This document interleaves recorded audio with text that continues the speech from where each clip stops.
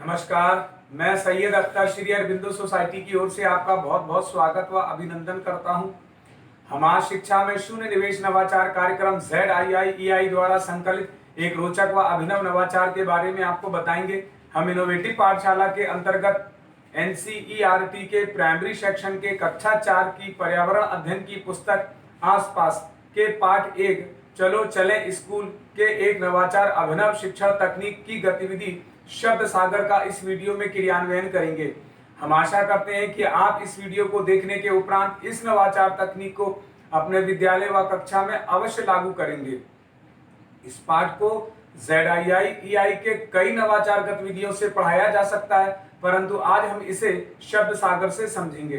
तो आइए पाठ का सार समझते हैं। प्रस्तुत पाठ चलो चलें स्कूल में भारत के विभिन्न राज्यों के छात्र किस प्रकार यातायात के साधनों के अभाव में दुर्गम क्षेत्रों से स्थानीय यातायात साधनों का प्रयोग कर स्कूल जाते हैं, इसकी जानकारी पर यह पाठ आधारित है। इस नवाचार की नवीनता और उपयोगिता यह है कि छात्र अपने सहपाठियों के साथ मिलकर पाठ का पुनः अध्ययन करते हुए इस गतिविधि का आनंद उठाते हैं और अपनी शब्दावली बढ़ाते हैं तथा अभिव्यक्ति की कला और लेखन शैली का विकास करते हैं। इस नवाचार के क्रियान्वयन प्रक्रिया के अंतर्गत पढ़ाए जा रहे पाठ की संकल्पना के पुनः अध्ययन के लिए पाठ पर आधारित चित्रों, शब्दों, वाक्यों, कहानी, कविता, मन की बात और समाचार आदि की पर्ची के माध्यम से यातायात के विभिन्न साधनों की जानकारी को दोहराया गया है। इस नवाचार की क्रियान्वयन अवधि को यदि देखा जाए तो इसे लागू करने में 20 मिनट का समय लगता है। साथ ही पूर्व प्रबंधन के लिए शिक्षक को एक चार्ट पेपर, एक बॉक्स और एक स्केच पेन की व्यवस्था करनी पड़ती है। शिक्षकों को कुछ निर्देशों का पालन भी करना पड़ता है, जैसे शिक्षक गतिविधि को कराने से एक दिन पूर्व ही छात्रों से पाठ से संबंधित नए शब्द, वाक्य, कहानी, कविता, मन की बात, समाचार आदि की पर्ची बनाकर लाने के लिए कहते हैं। छात्र पर्ची के पीछे अपना नाम व कक्षा भी लिखते हैं। शिक्षक सभी छात्रों की भागीदारी को भी सुनिश्चित करते हैं और जिन बच्चों को शब्दों और वाक्यों को बोलने में कठिनाई होती है उनकी मदद भी करते हैं। इस प्रकार पुनः अध्ययन एवं क्रियान्वयन प्रक्रिया के अंतर्गत पाठ में आए हुए नए शब्द और वाक्यों से जुड़ी पर्ची बनाकर पाठ के कॉन्सेप्ट के आधार पर पुनः अध्ययन कराया जाता है। आइए इसे समझते हैं कि किस प्रकार से इस नवाचार को लागू करते हैं। शिक्षक इस बात का ध्यान रखेंगे कि पाठ का निर्माण और व्याख्या पहले से कराई जा चुकी हो और गतिविधि को कराने से पूर्व ही शिक्षक बॉक्स को रंगीन चार्ट पेपर आदि से सजा देते हैं, जिससे कि छात्रों की उत्सुकता बनी रहती है। अब गतिविधि को शिक्षक आगे बढ़ाते हैं और शिक्षक कहते हैं कि आज हम इस बॉक्स के माध्यम से एक खेल खेलने जा रहे हैं, क्या आप इसके लिए तैयार हैं? सभी छात्र हाँ में उत्तर देते हैं। इस प्रकार अब शिक्षक छात्रों को खेल के नियम भी समझाते हैं और बताते हैं कि आज हम इस बॉक्स के माध्यम से जो खेल खेलेंगे उसका नाम शब्द सागर है।